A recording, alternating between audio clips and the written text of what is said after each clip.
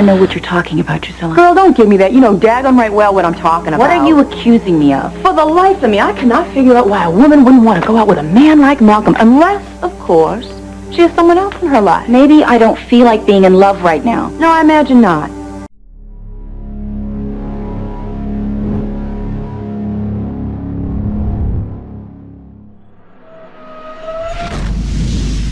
Hey, how you doing? This is DT the Artist, and right now I'm with the amazing Tonya Williams, and she's going to talk about her film festival because she's got a lot going on. So, well, first of all, I'm like 5'8", and I'm sure I look like a midget, but this guy's like 8 feet tall, so I'm a normal height. So yes, I'm really glad to be here, and it's such a pleasure to finally meet you. Such a great talent, and I want to talk a little bit about Real World Film Festival. realworld.ca, REEL world.ca. We're going into our 19th year. We're based here in Toronto. What's really fantastic is that Real World is probably the only festival in Canada dedicated only to Canadian talent, Canadian BIPOC. And if you don't know what BIPOC is by now, you are so not in the loop of what's happening in Canada. That is Black, Indigenous, people of color, BIPOC people, of which we are all BIPOC people. So come out to Real World. Our festival is October 17th to the 21st. The schedule and tickets will all be up online at our website by September 13th. So we want you to come out, support Canadian talent. Don't just be supporting the international talent. We are Canadians.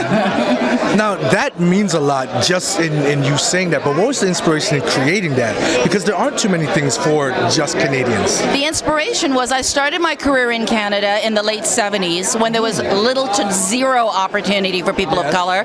And then by the time I'd moved to LA and I was having my success there, I would come back to Toronto and the young people by then would be saying, how do I get to the US? And that was depressing because I understood there was little opportunity for me, but 20 years later there should have been more opportunity.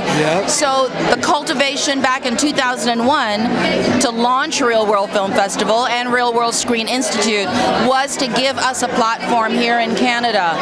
And what I still find frustrating is 19 years later, even the BIPOC Canadian talent don't know about us. They're more interested in the festivals that are screening international people. You need to focus on who's out there supporting you. It's true that you say that because I'm always saying we got to support our own talent. So make sure you go to realworld.ca. Get your tickets. Next year, if you're late, you know, send in a film then next year. But make sure you go this year. And remember, a film festival is never just about the films. As you know, just today we heard pitches and all kinds of things. So we have industry panels, and all our industry panels, the people on the panels are only Canadian, telling you how you get your work in, how you get financing, how you get distribution, how you get a sales agent. We have panels of how you become an entertainment lawyer, how you become a manager, how do you become a hair person, a wardrobe person. We're talking about things that affect Canadians in the entertainment industry who are BIPOC Canadians.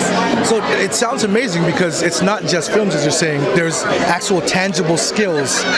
Where do you go? How do you do it? Every film festival is, I don't even think there's a film festival ever that's just about screening. It's always about professional development, and it's about the networking. How you meet. And networking is not a dirty word. It's just meeting other people in the industry that you can eventually maybe build as part of your team. And that's crucial. Nobody does it alone. Remember when you're watching a movie or a television series, look at the credits in the end. Count them up. There's like 1,000 people there. It took all those people to make that one movie or that one television show happen.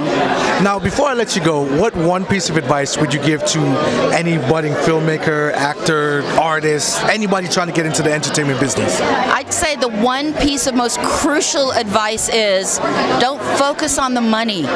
Don't focus on, I gotta be rich, I gotta make a lot of money. That is not the focus, because there's a lot of rich people in Hollywood that are very unhappy. If that's gonna be your focus, then you might as well just focus on the money on any job. It doesn't have to be this one. Focus on the fact that if you want to be a filmmaker, if you want to tell stories, if you want to be in this industry, it means you have to believe in something. Whether it's about racial issues or social issues, whether it's environmental issues, I don't even actually care what the issues are. As long as you're passionate first about an issue, and then the rest of it falls into place. I'm not a wealthy person, I'm not a rich person, but I have a great life, because every day I'm living, I'm speaking to, and I am wallowing in stuff that I love, that's passionate. That's the legacy. When you're dead and gone, your legacy is really going to be how you impacted all the people around you. It's never going to be how much money you have.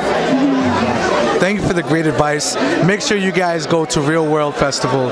It's amazing. Thank you for just taking the time to speak to me. I'm DT the Artist. Stay tuned.